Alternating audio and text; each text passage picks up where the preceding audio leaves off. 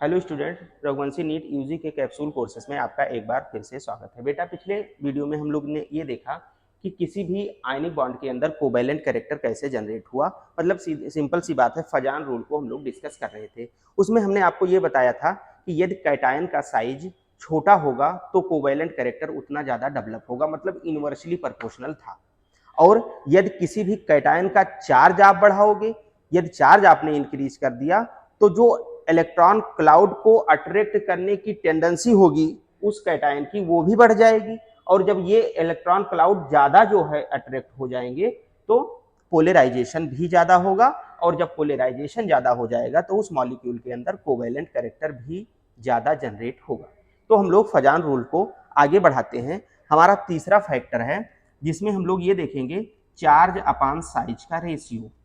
Charge अपान size का ratio, इन दोनों का रेशियो यदि आप इंक्रीज करोगे ना, इनका यदि रेशियो आप बढ़ाओगे तो कोवैलेंट कैरेक्टर भी इंक्रीज कर जाएगा।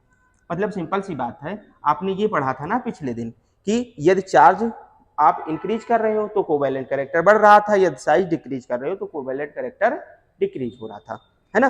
तो चार्ज अपान साइज के रेशियो पर भी डिपेंड करता है। उसके बाद तीसरा फैक्टर हमारा है बेटा, तीसरा है size of anion. Size of anion की हम लोग बात करें, देखिए यदि किसी भी एनायन का साइज आप इंक्रीज करोगे तो न्यूक्लियस से उसकी दूरी बढ़ेगी।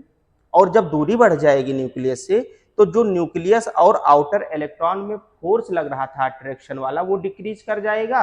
और जब ये डिक्रीज कर जाएगा तो इलेक्ट्रॉन जो क्लाउड थे आपके, वो ज्यादा कैटायन की तरफ खींच जाते हैं। और जब इलेक्ट्रॉन क्लाउड खींच जाएगा तो आगे की कहानी आपको पता है, पोलराइजेशन भी बढ़ जाएगा। और जब पोलराइजेशन बढ़ जाता है तो कोवैलेंट कैरेक्टर भी इंक्रीज कर जाएगा। तो हम लोग यही कहेंगे ना कि यदि साइज ऑफ एनायन आप इंक्रीज कर दोगे तो उसकी पोलराइजेबिलिटी बढ़ जाएगी, है ना। और जब पोलराइजेबिलिटी बढ़ जाएगी तो कोवैलेंट कैरेक्टर भी इंक्रीज कर जाएगा। तो साइज ऑफ एनायन के डायरेक्टली प्रोपोर्शनल होता है आपका पोलराइजेबिलिटी, है ना। ये डायरेक्टली प्रोपोर्शनल होगा। अब इसके आगे आप जानते हो, यदि पोलराइजेबिलिटी बढ़ रही है तो कोवैलेंट कैरेक्टर भी इंक्रीज कर जाएगा। जैसे सिंपल सी बात है, हम एक छोटा सा मॉलिक्यूल लें, जैसे लिखा हुआ है आपका NaF और दूसरे तरफ लिखा है आपका NaCl, फिर लिखा हुआ है NaBr और NaI। अब इसमें यदि आपसे कोई पूछे कि आप जो है कोवैलेंट कैरेक्टर का इंक्रीजिंग या डिक्रीजिंग ऑर्डर बताइए, तो हम लोग बहुत सिंपली यही काम करेंगे कि देखिए जो कैटायन वाला पार्ट है ना, वो आपका कांस्टेंट बना हुआ है, एक ही है। लेकिन जब एनायन की बात करोगे तो फ्लोरीन का साइज छोटा होता है, फिर क्लोरीन आपका आएगा, फिर आपका ब्रोमीन आएगा और फिर आपका आयोडीन आएगा, है ना।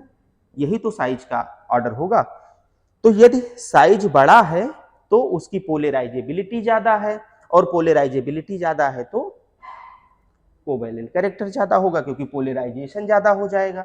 तो हम लोग यही कहेंगे कि जो NaI है ये मोर कोवैलेंट होता है NaBr से, और NaBr जो होता है वो मोर कोवैलेंट है आपका NaCl से, और NaCl मोर कोवैलेंट है आपका NaF से। तो ये आपका जो है करेक्ट ऑर्डर निकल के आ जाएगा कोवैलेंट कैरेक्टर के। तो हम लोग एक सिंपल सा तीसरा रूल यही था जो देख लिए, साइज ऑफ एनायन पर डिपेंड कर रहा था। अब इसके बाद एक और फैक्टर होता है, उस पर भी आपका ये डिपेंड करेगा, जिसका नाम होता है चार्ज ऑन एनायन, है ना। इस पर भी डिपेंड करेगा, चार्ज ऑन एनायन। एनायन का चार्ज यदि आप बढ़ाओगे तो बड़ा सिंपल सा मतलब होता है, निगेटिव चार्ज बढ़ेगा। और जब निगेटिव चार्ज इंक्रीज होगा तो न्यूक्लियस से इलेक्ट्रॉन की दूरी बढ़ जाएगी, और जब दूरी बढ़ जाएगी तो फोर्स घट जाएगा, फोर्स डिक्रीज करेगा तो जो इलेक्ट्रॉन क्लाउड है वो एनायन का वो कैटायन और ज्यादा अट्रैक्ट कर लेगा, इसलिए कोवैलेंट कैरेक्टर और ज्यादा जनरेट हो जाएगा। तो हम लोग ये कहेंगे कि चार्ज ऑन एनायन के डायरेक्टली प्रोपोर्शनल होता है कोवैलेंट कैरेक्टर। कोवैलेंट कैरेक्टर, या आप ऐसे बोल सकते हो डायरेक्टली प्रोपोर्शनल होगा क्या, पोलराइजेशन, है ना। पोलराइजेशन भी बढ़ जाएगा। जैसे सिंपल सी बात है, हम लोग लिखें एक छोटा सा एग्जांपल ले लें, इस जैसे लिखा हुआ है आपका जैसे लिखा है NaCl, एक छोटा सा, आप देखिए NaCl, या NaCl वाला पार्ट ना लो, लिखा हुआ है MgCl2 MgO और Mg3N2, है ना। अब इसमें आपको ये ऑर्डर दिख जाएगा। जो मैग्नीशियम है इसका कांस्टेंट साइज बना हुआ है ना, क्योंकि आपका जो है कैटायन वाला पार्ट इंक्रीज हो और डिक्रीज नहीं हो रहा है, ये आपका बराबर बना हुआ है। अब हम लोग बात करते हैं इसके एनायन वाले पार्ट पर। तब जब आप क्लोरीन की बात करोगे तो आप यही कहोगे ना कि ये Cl- चार्ज बनाएगा, जो आपका ऑक्सीजन होगा ये -2 चार्ज बनाता है, और जो नाइट्रोजन आपका होता है बेटा ये -3 चार्ज बनाता है। तो जब इसकी साइज की आप बात करोगे तो आप कहोगे कि नाइट्रोजन जो आपका है ये ग्रेटर देन है ऑक्सीजन, और ऑक्सीजन ग्रेटर देन है आपके क्लोरीन से।